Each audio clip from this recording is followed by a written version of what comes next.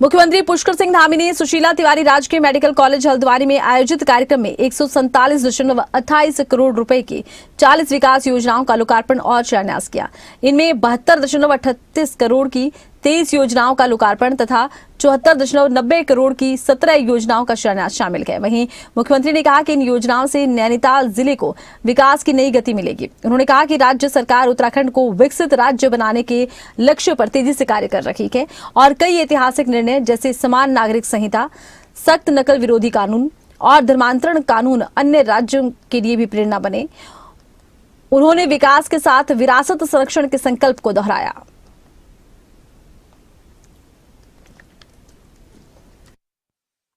PSP multi super speciality hospital एवं research centre का शुभारंभ सच में समाज के प्रति एक समर्पित ऐसे परिवार की कहानी है जिन्होंने अपने कर्मों से, अपने मूल्यों से, अपने परिश्रम से और बहुत साधारण पृष्ठभूमि से आकर इसको साकार करने का काम किया है। और इसके लिए मैं विशेष रूप से इस संस्थान के संस्थापक और बागेश्वर जनपद के गागरी गोल गांव से निकलकर यहां तक की यात्रा करने वाले श्री जगदीश सिंह पिमोली जी को बहुत बधाई देता हूं, उनके पूरे परिवार को बधाई देता हूं। और उनकी यात्रा एक सामान्य स्थितियों में, सामान्य परिस्थितियों में, सामान्य परिवेश में प्रारंभ हुई और आज स्वास्थ्य सेवा के इस आधुनिक मंदिर तक पहुंची है। यह अपने आप में एक बहुत बड़ी प्रेरणा है। मैं जगदीश पिमोली जी को लंबे समय से मैं जानता हूं और उन्होंने अपने जीवन में अनेक छोटे छोटे कामों से इस यात्रा को प्रारंभ किया। छोटा व्यवसाय उन्होंने शुरू किया था और लगातार काम करने से और लगातार परिश्रम करने से अपने व्यापार को उन्होंने आगे बढ़ाया धीरे धीरे और अनेक क्षेत्रों में अपनी एक पहचान बनाई। मैं देखता हूं जहां कारोबार के संबंध में भी आप व्यापारियों के साथ मिलते हैं, लेकिन उसके साथ साथ समाज सेवा के क्षेत्र में भी लगातार अपना किसी न किसी रूप में योगदान देते हैं। और आज चिकित्सा के क्षेत्र में प्रवेश करके भी आपने मानव सेवा के इस पवित्र कार्य को आगे बढ़ाने का जो संकल्प लिया है उसको पूरा किया है। मुझे बताया गया है कि 250 बेड का ये आधुनिक मल्टी सुपर स्पेशलिटी अस्पताल अनेक सुविधाओं से सुसज्जित है। इसके साथ ही 60 बेड का आईसीयू भी इसमें बनाया गया है।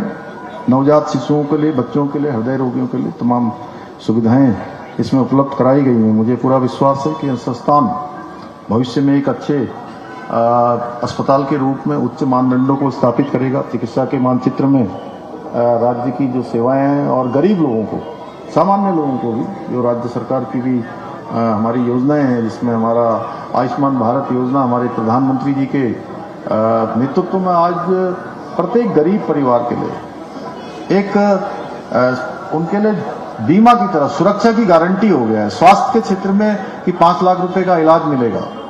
तो ऐसे लोग जो समाज के अंतिम छोर में हैं, जिनको वास्तव में, जिनके लिए ये सुविधाएं नहीं मिल पाती, चिकित्सा नहीं मिल पाती, समय पर नहीं मिल पाती, उन सभी को इस अस्पताल से निश्चित रूप से लाभ मिलेगा। और आज आदरणीय प्रधानमंत्री जी ने आज राष्ट्रीय एचपीवी टीकाकरण अभियान का शुभारंभ भी किया है। मैं उसी कार्यक्रम से सीधे आप लोगों के बीच में आ रहा हूं। वो हमारी बेटियों को, छोटी बेटियों को एक टीकाकरण का अभियान है और उस टीकाकरण अभियान से उनको एक सुरक्षा का कवच प्रदान होने वाला है। जो सर्वाइकल कैंसर जैसी अनेक प्रकार की जो बीमारियां होती हैं, उन बीमारियों से सुरक्षा कवच प्रदान करने का काम ये टीका करेगा। और ये टीकाकरण आदरणीय प्रधानमंत्री जी की स्वास्थ्य सेवाओं को लेकर उनकी प्रतिबद्धता को भी दर्शाता है।